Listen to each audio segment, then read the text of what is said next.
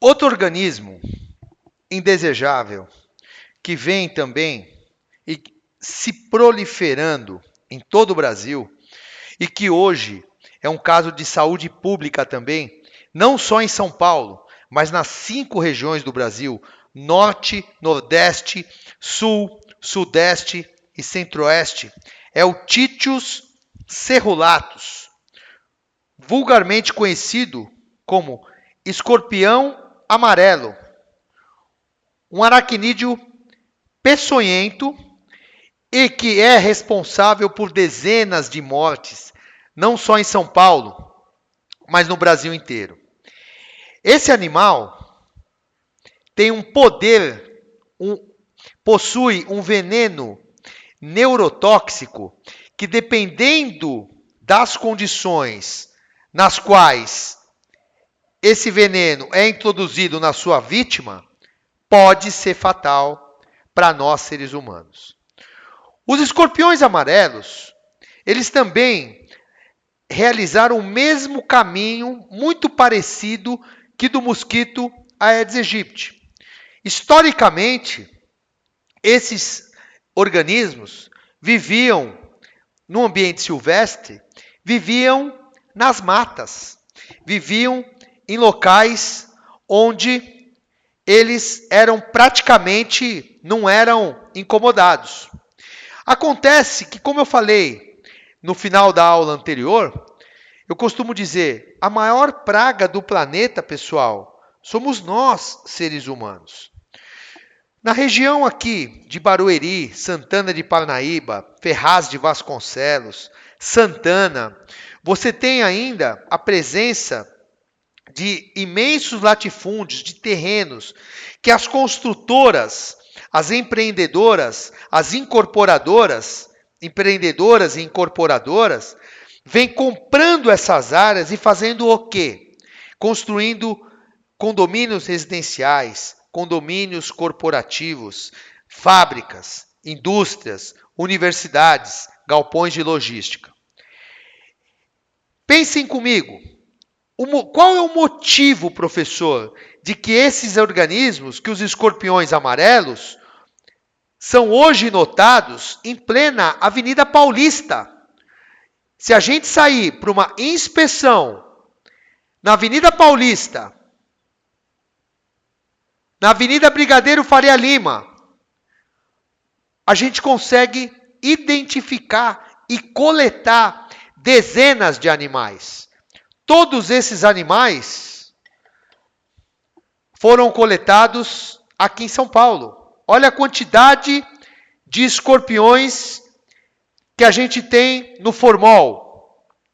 E qual é o motivo? Como que esses organismos conseguiram atingir ambientes urbanos de grandes metrópoles complexas como a cidade de São Paulo, pessoal? Então, vamos voltar lá. Enquanto você está construindo a edificação, o condomínio, cada um de nós, seres humanos, produzimos 1 quilo de lixo orgânico por dia, que são o que? As nossas fezes. Os organismos, únicos organismos do planeta, do universo, que se alimentam de fezes humanas, são quem? As periplaneta americanas, baratas de esgoto. Então, a partir do momento que você tem a construção desses ambientes, fatalmente você vai ter a presença dessas baratas, porque você começa a fazer a prumada hidráulica, a prumada de galeria pluvial, as caixas de gordura, você vai ter o quê? A proliferação, o aparecimento desses organismos naquele ambiente.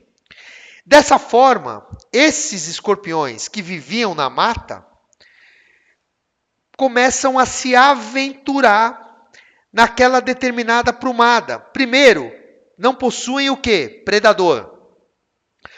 Quem é o predador do escorpião? O suricato, aquele bichinho australiano.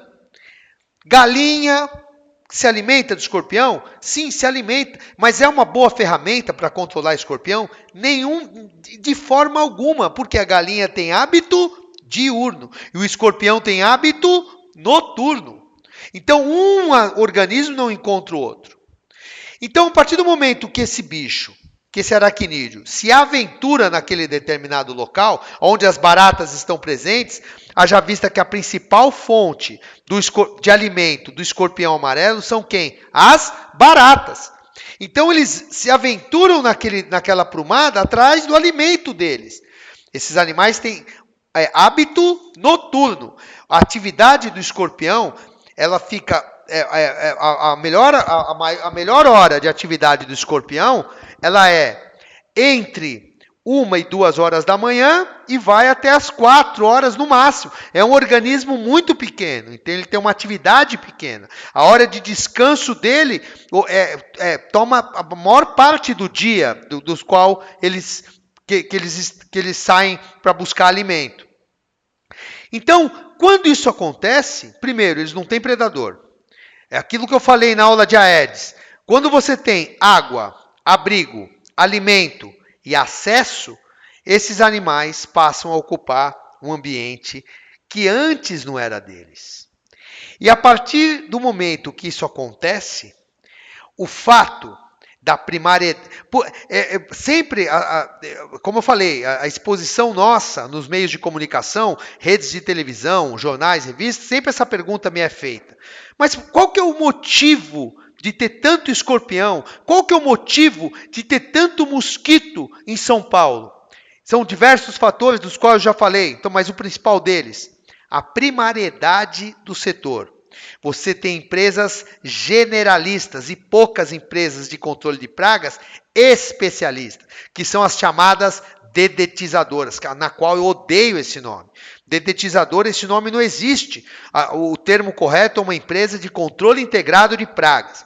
Então, a primariedade do mercado, a falta de manutenção de terrenos baldios, favorece a proliferação desses organismos.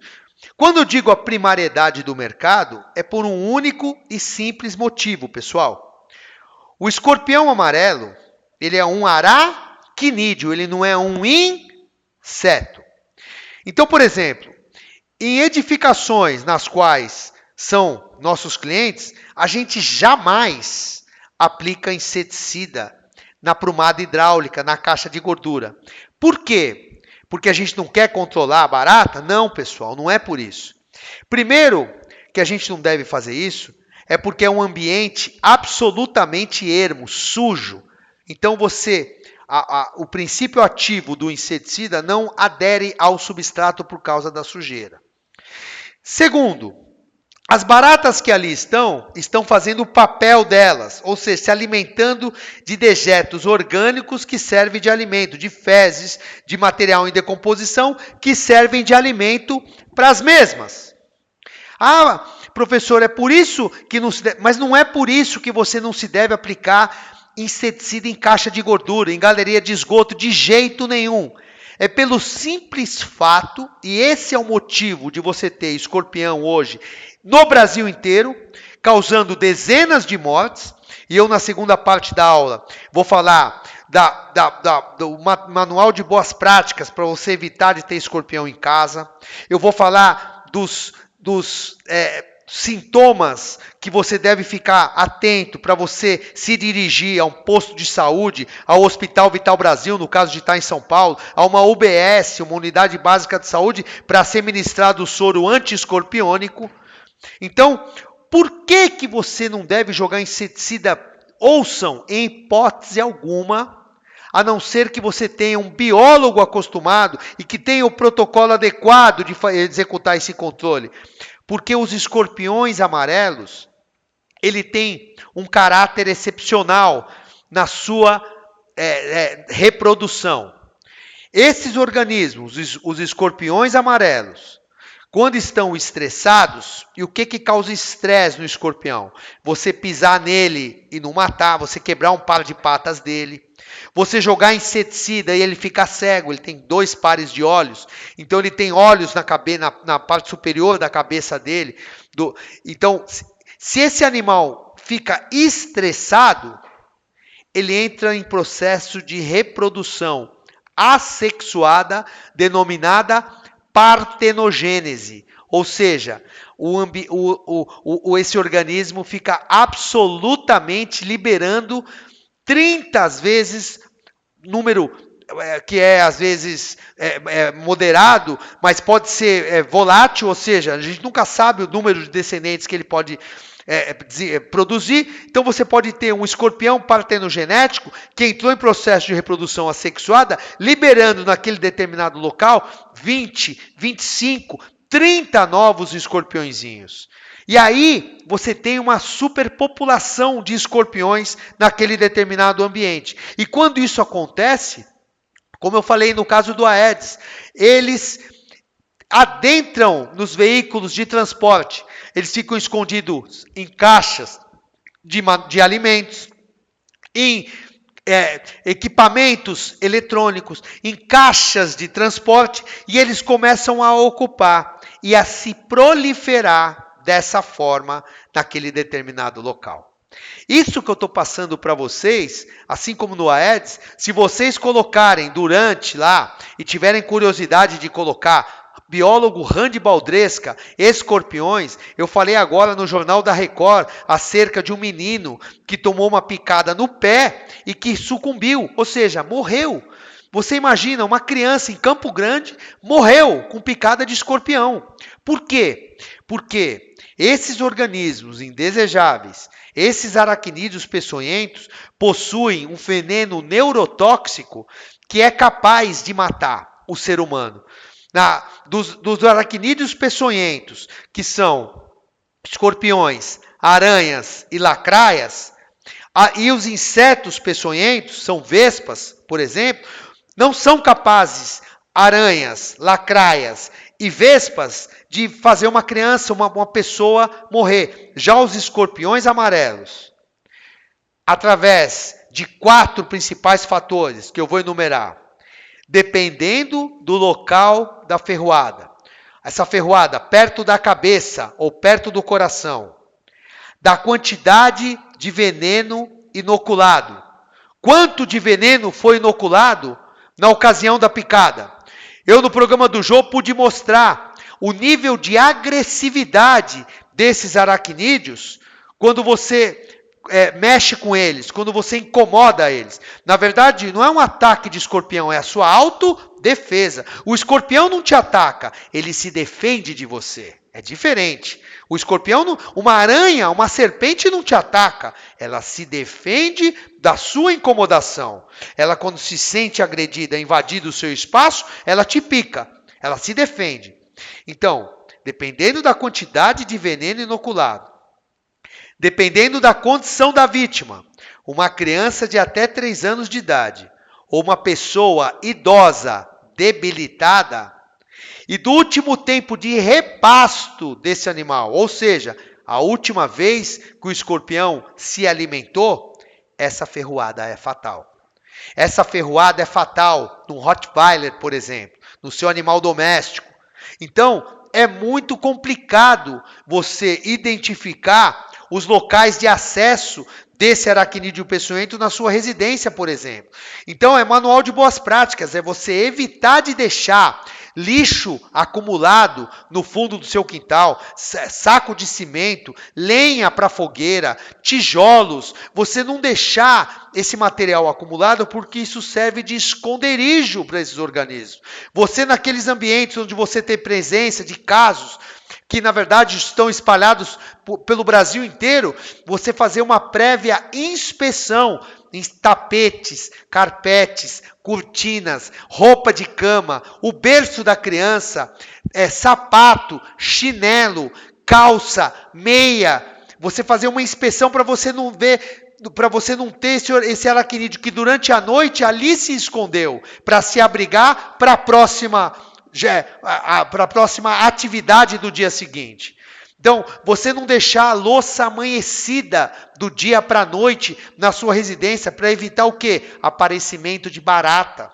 Porque eles vêm atrás de quem? Das baratas durante a noite para poder se alimentar. Você deixar comedor de cachorro aéreo, o seu animal se alimentou, ótimo. Se ele não comeu tudo, você retira aquele alimento, porque você vai estar diminuindo a proliferação não só de barata, mas de mosca e de roedor na sua residência, no seu trabalho, no seu sítio, na sua fazenda. E dessa forma você vai mitigar, você vai evitar a presença de barata e, consequentemente, a possibilidade de presença de escorpião. Você utilizar telas nos ralos.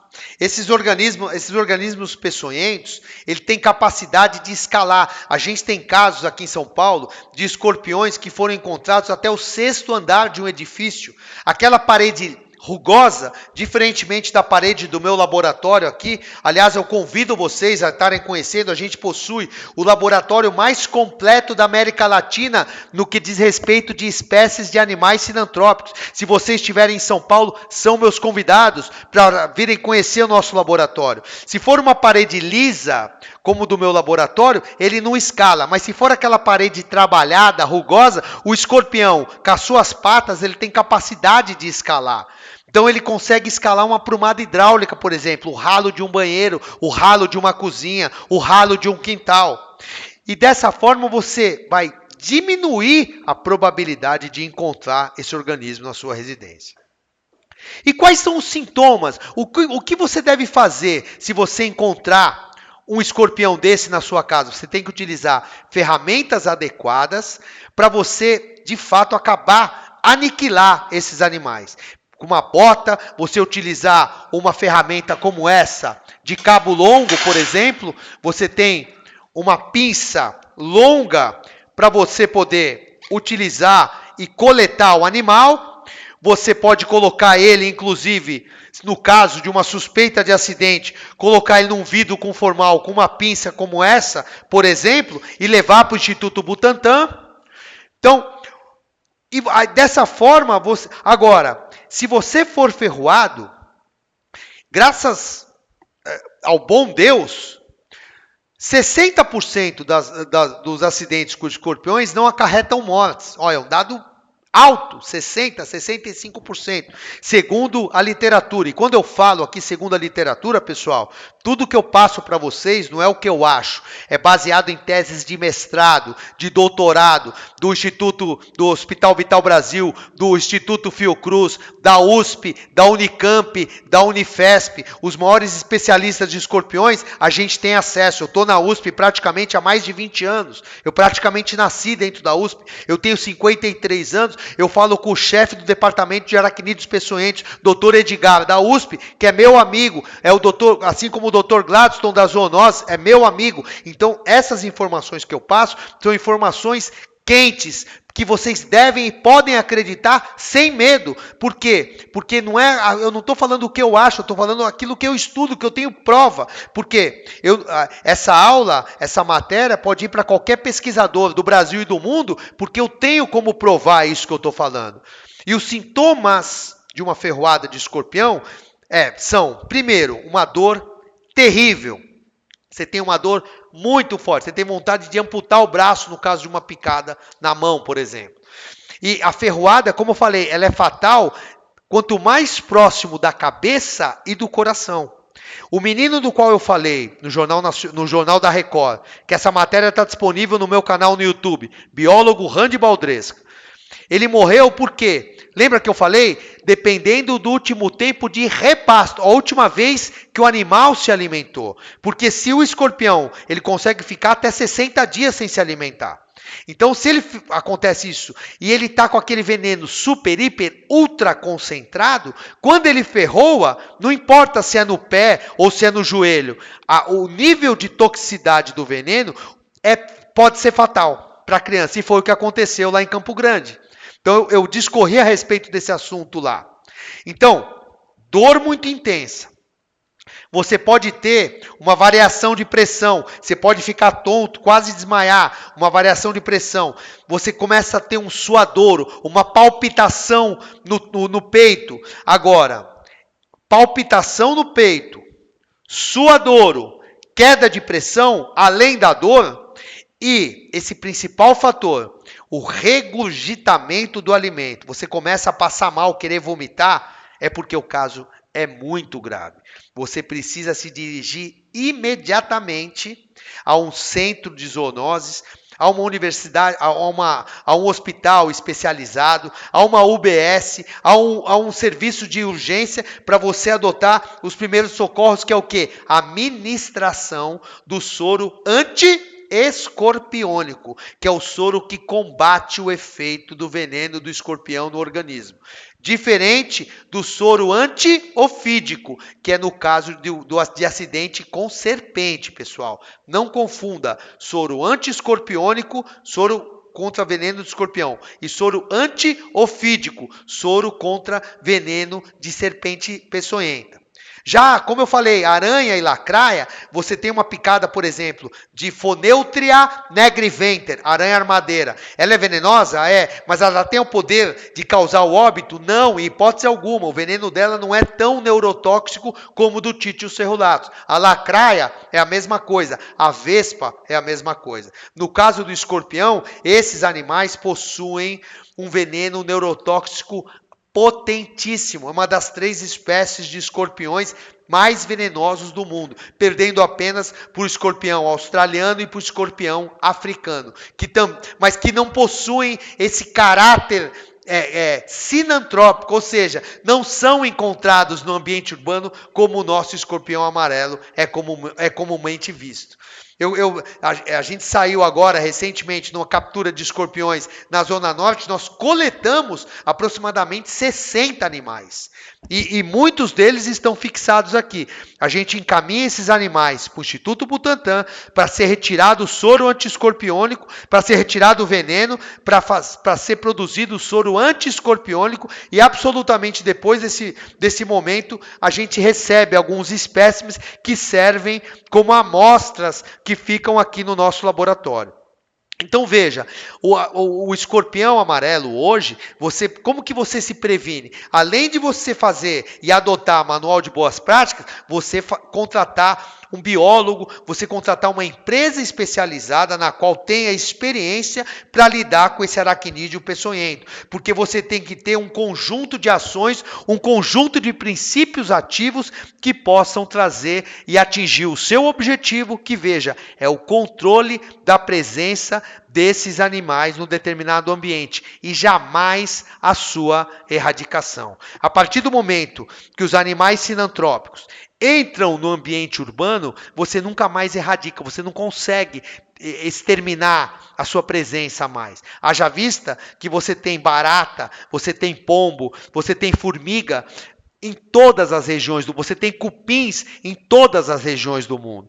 Nessa ocasião, a gente está falando, nessa aula gravada, de escorpiões e de Aedes aegypti, que transmite a dengue, mas eu me coloco à disposição do corpo diretivo da EA, justamente para falar de outros organismos, de pombo, que transmite a criptococose, de carrapato, de formiga, de barata, de mosca, que também é responsável em transmitir diversos tipos de doenças, inclusive infecções estomacais, infecções gástricas, por exemplo, em áreas de alimentação de shopping centers. Você falar do carrapato estrela, que é um Amblyomma cagenense, que foi responsável por dezenas de mortes na região de Campinas. Eu acho que esses assuntos têm que ser difundidos com a máxima clareza, com a máxima propriedade, porque dessa forma, através de informação correta, a gente consegue atingir o nosso objetivo, que é educar as pessoas que agem passivas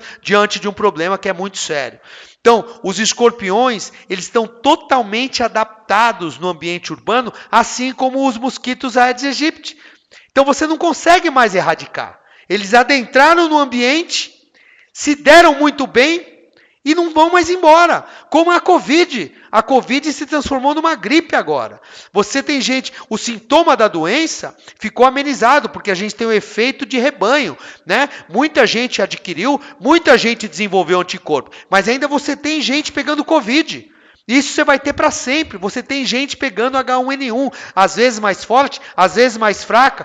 E para o H1N1, para a Covid e para a dengue, você tem vacinas, mas tem vacinas que fatalmente vão ter que ser sempre modernizadas para atingir o objetivo que é o controle dos determinados tipos de vírus que se mutam, que sofrem mutação e que passam a transmitir doenças diferentes daquelas que antes eles transmitiam.